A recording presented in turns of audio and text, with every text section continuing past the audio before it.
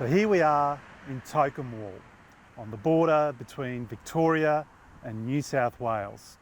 And this is the gateway to Swords to Ploughshares country. In 1942, American money and know-how built the largest airbase in the Southern Hemisphere. They were looking for somewhere with a lot of flat land, no morning fog, a good rail connection to train their pilots and aircrew for the forthcoming Pacific campaign.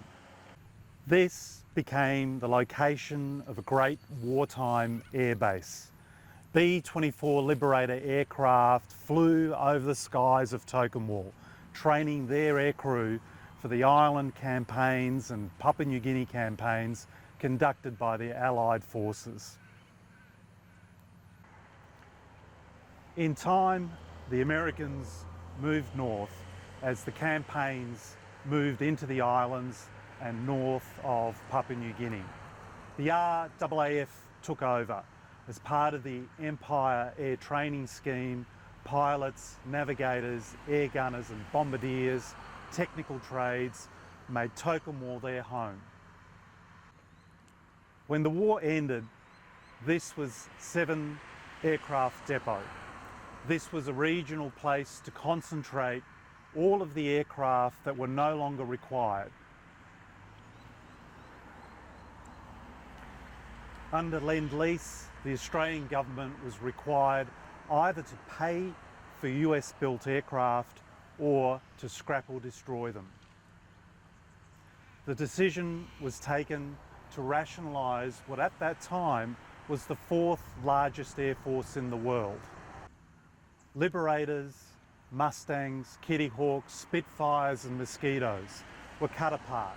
Their aluminium turned from a weapon of war into pots and pans. It was very difficult in the austerity during the war and in the post-war to find basic materials, sheet metal, nuts and bolts, hydraulics. These things were sought after by the local farmers.